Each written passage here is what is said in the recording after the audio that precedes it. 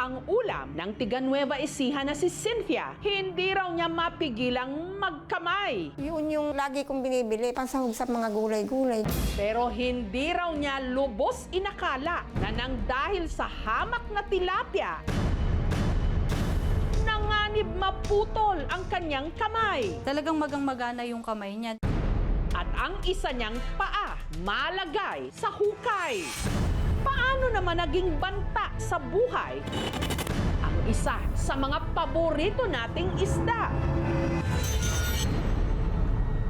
Pasintabi lang po sa mga naghahapunan. Ano ang inyong ulam? Sa mga mahilig po sa tilapia, doble ingat ha sa paglilinis nito bago iluto. Dahil sa isang tusok lang pala ng palikpik ng tilapia, maaring mag-agaw buhay. Umaga nitong March 31 nang bumili raw si Cynthia ng uulaming tilapia sa kanyang suki sa palengke. Bumili ako, talagang pinipili ko yung mga buhay. Dumating ako dito, nilinis ko na. Nung ginugupit ko yung palikpik ng tilapia, biglang lumukso siya. Natusok yung palad ko. Malalim. Hindi ko na lang pinansin. Naglaban na ako. Mahapdi Dinala namin doon sa may klinika. Pinasaksakan namin ng antitetano. Nung nagising ako ng maga, nahilo na ako. Nagdidilim na yung paningin ko. Pinala nila ako sa ospital. Ang maliit na sugat ni Cynthia sa kanyang palad, tuluyan na raw na impeksyon. Talagang magang-magana yung kamay niya. Dito pa lang naman siya, hanggang dito lang sa may wrist niya. Yung pa lang ang maga. Nagkaroon siya ng lapnos-lapnos sa kamay niyang ganun, parang yung tubig. Kaya ang naimpekyong kamay ni Cynthia, kinailangan na raw operahan. Kinabahan ako. Paano kaya kung mapuputol to? Wala na akong kamay. Mahirap pa naman magtrabaho, sabi ko. Anong mangyayari sa lumalalang kamay ni Cynthia na natusok lang ng tilapia? Ano rin bang meron sa paligpik ng tilapia na pwedeng humantong sa ganitong bangungot? Panoorin sa aming pagbabalik.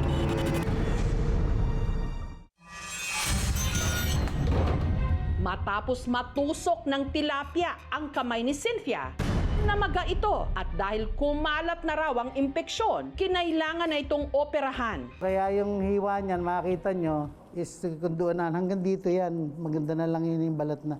Kasi hanggang dito yung maganon eh. At ayon sa mga doktor na sumuri kay Cynthia, ang sanhi ng malubhang impeksyon ng kanyang kamay, ang pagkatusok sa kanya ng palikpik ng tilapia. Ang tawag dito, Vibrio vulnificus infection. Dulot ng Vibrio vulnificus, isang bakterya na hindi lang sa tilapia nakukuha, pati na sa ibang mga isda, mapatubig tabang man o tubig alat, basta't marumi ang tubig o hindi kaya sa hilaw o hindi maayos na nalutong pagkaing dagat. Basta po, sinasabi nga natin na poor ang water quality na pwedeng magparami ng bakterya. And present din siya sa tuna, sa lapu-lapu, sa iba pang klase ng isda. May tinatawag tayong necrotizing bacterial infection na kung saan kinakain ng bakterya ang laman and balat mismo ng tao.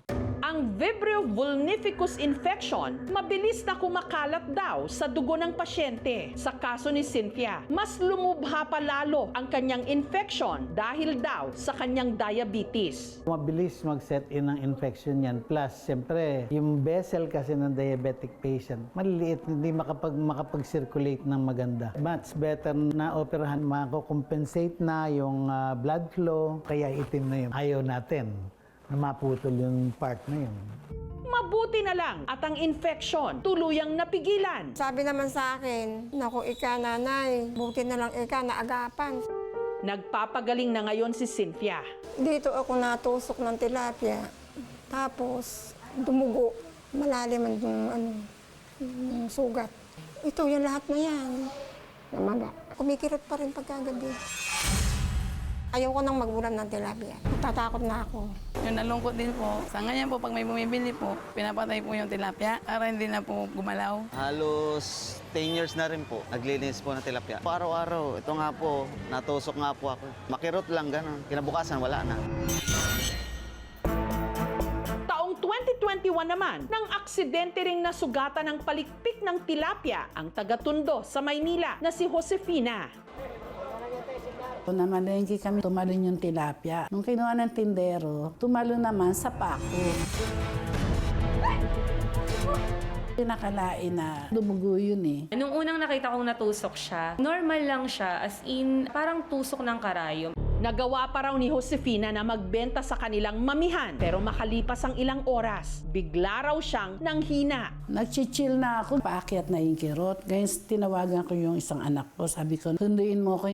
Si Josefina agad isinugod sa ospital at ipinasok pa sa ICU o Intensive Care Unit. Pero mas mabilis daw ang pagkalat ng impeksyon ng kanyang sugat sa kanyang kaliwang paa. Palaki na ng palaki yung pagtutubig.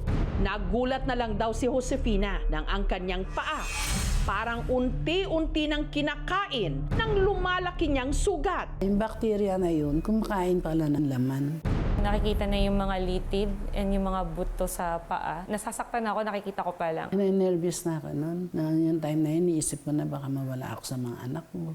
Para maisalba ang paa ni Josefina, kinailangan niyang sumailalim sa skin grafting procedure kung saan ililipat ang tissue mula sa isang bahagi ng katawan sa naimpeksyong parte ng kanyang paa. Doon sa pasyente na nakita natin, maganda yon na hindi siya naputol. Pero yung deformity or yung mga part ng paa na natanggal, kailangan talaga yon para matanggal yung infection sa katawan niya. So pag hindi po siya natanggal? Lalalim lalo yung infection at pwedeng kumalat sa buong katawan niya. Ang sugat ni Josefina, inabot ng halos 5 buwan bago tuluyang gumaling. Parang bato na to, matigas yan. Wala nang pakiramdam. Hindi ko matagalan yung lakad. Hanggang ngayon, nagpapalo up ako sa doktor ko. Nang dahil lang sa dulot din ng palikpik ng tilapia ang isang ama mula sa Pampanga, binawian ng buhay. Yung kamay niya, paakyat ng paakyat, lumalampas siya dun sa marquee. Nakita siya ng surgery doctor. Ang initial recommendation is ambulation. Dun na parang bumubo yung mundo ko. Kasi wala pa, ilang hours pa lang, tapos ganun na. Pero bago pa man maputol ang kamay nito, tuluyan na siyang namatay. Sepsis, ang main diagnosis sa kanya, nalaman ko na lang siya nung binuburo na when his friends na kinuwento nila na nag-fishing nga sila, yun ang probable reason nung pamamaga ng kamay ni Papa nung tilapia. Siguro unconsciously, hindi niya alam na nadusok siya ng tilapia. Hindi niya siguro maisip na yun yung main reason kung bakit sumasakit yung kamay niya. Maraming beses na rin siyang nabingit sa kamatayan pero nasusurvive namin. Hindi ko siya ina-expect na yun ba yung pupuhan ng buhay ni Papa. May paalala rin ang mga eksperto kung paano maiiwasan ang ganitong impeksyon. Safe pa din naman pong kainin yung tilapia so long as makita mo na hindi talaga siya balisa, hinuhugasan ng mabuti prior to cooking, and niluluto talaga siya ng lutong-luto. Keep it cool or cold, panatilihing malinis. Ito naman po ay itatago natin, siguruhin lang po na kaliskisan na, naalis na yung hasang at saka sa bituka, bago po natin siya lagay sa freezer. Walang malaking nakakapuwing. Gayun din ang palikpik ng isda na hindi maliit na bagay lang dahil pwede ka nito ipahama. Thank you for watching, mga kapuso. Kung nagustuhan niyo po ang videong ito, subscribe na sa GMA Public Affairs YouTube channel. And don't forget to hit the bell button for our latest updates.